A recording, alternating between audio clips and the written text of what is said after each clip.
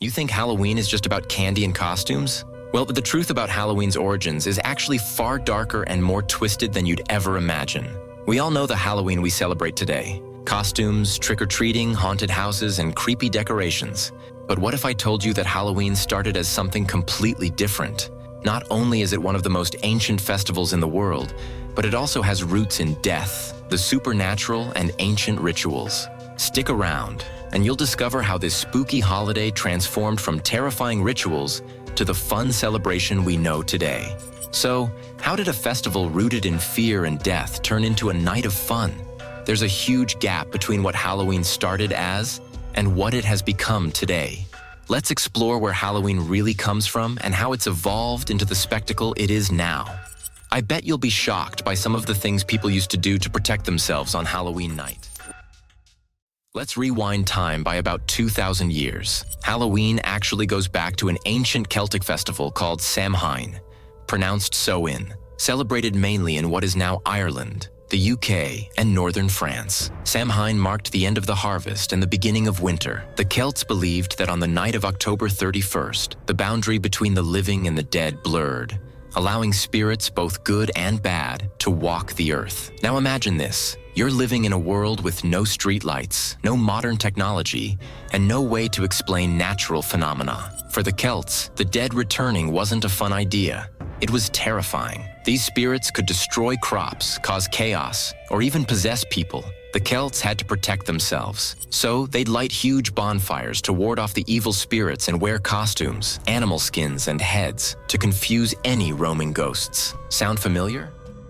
But Samhain wasn't just about keeping spirits away. It was also a time for fortune-telling. Druids, the Celtic priests, would make predictions about the future, particularly about the success of the harvests and weather conditions for the coming months. This supernatural aspect of Samhain further entrenched the idea that this was a mystical, dangerous night.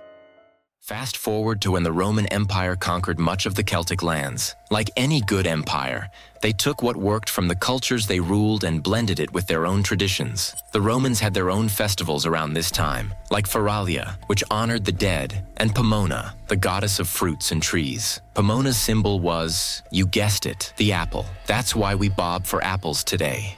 When the Roman influence merged with Samhain, Halloween started becoming less about warding off evil spirits and more about celebrating the dead. But the fear element didn't disappear. It just became more symbolic than literal. Then along came Christianity. The Catholic Church had a tendency to adopt pagan festivals and give them new meaning. Around the 8th century, Pope Gregory III declared November 1st as All Saints' Day, a day to honor saints and martyrs. But the night before, that was still All Hallows' Eve, or Halloween, where the focus was still on spirits and the supernatural. Over time, Halloween and All Saints' Day got entangled, but people didn't give up their old traditions completely.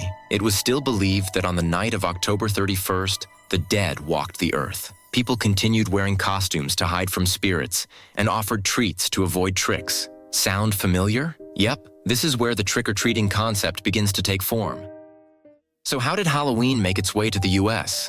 It wasn't until the mid-1800s that it really started gaining traction, thanks to Irish immigrants who brought their Halloween customs with them during the Irish potato famine. But back then, it wasn't the Halloween we know today. Instead of a fun holiday, it was more about mischief, especially among teenagers. You might be surprised to know that in the late 1800s and early 1900s, Halloween was considered a night of pranks. Houses would get egged, furniture would be stolen and placed on rooftops, and entire neighborhoods would wake up to chaos. Eventually, people got tired of the vandalism and began steering Halloween into a more family-friendly direction.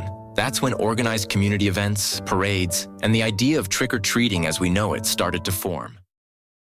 Now let's fast forward to the mid-20th century. Halloween exploded into what we recognize today, thanks to, you guessed it, commercialization. Costume companies, candy manufacturers, and Hollywood all saw the potential to turn Halloween into a massive moneymaker. But this transformation didn't happen overnight.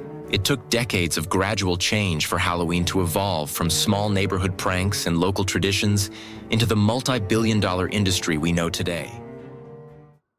One of the earliest signs of Halloween's commercialization was the introduction of mass-produced costumes. In the early 1900s, costumes were homemade, often using simple materials like sheets or old clothes to create ghosts, witches, or scarecrows. There was a strong emphasis on spooky, supernatural themes because Halloween was still closely associated with spirits and the dead. However, the 1930s and 1940s marked a shift. Companies like Ben Cooper, Inc., one of the first costume manufacturers in the US, began producing inexpensive, ready-to-wear Halloween costumes for children. These were usually based on popular characters from radio shows, comic books, and eventually TV and movies. For the first time, children could dress up as their favorite heroes, like Superman, rather than just as witches or skeletons. This opened the door for Halloween to become not just about horror, but also about fun and imagination. The trend really took off in the 1950s as television and Hollywood began to influence popular culture in an unprecedented way. Now, kids weren't just dressing up as scary characters. They were emulating their favorite pop culture icons. From cowboys to princesses to characters from classic horror films, Halloween costumes became a way for people to express their interests and creativity. The introduction of costumes based on TV shows and movies paved the way for Halloween to grow beyond its roots in fear and spirits.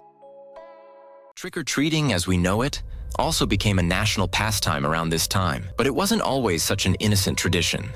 Before World War II, Halloween night was often synonymous with mischief and vandalism, especially among teenagers. In many towns across the US, the night was known for pranks that ranged from mild annoyances like soaping windows or toilet papering trees to more destructive activities like tipping over outhouses and smashing pumpkins. During the war, sugar rationing halted Halloween festivities. But after the war ended in 1945, communities sought ways to channel kids' energy into something less destructive.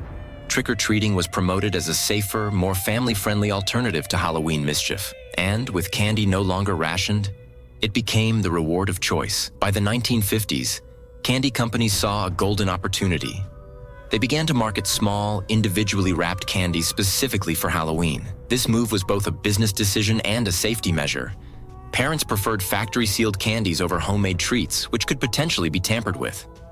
Companies like Hershey's, Mars, and Nestlé began capitalizing on the growing demand for bite-sized sweets. And soon, candy became synonymous with Halloween.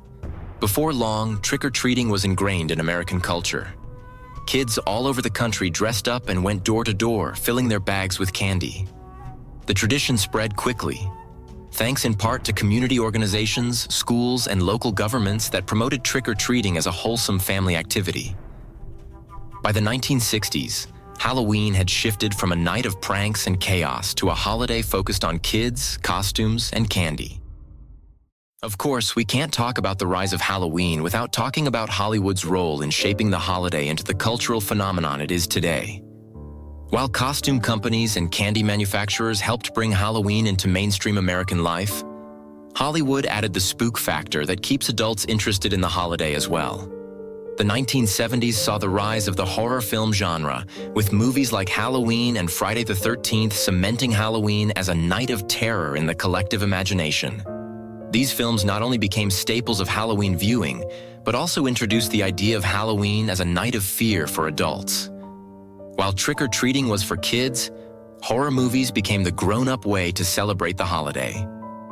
Halloween, directed by John Carpenter, was especially influential.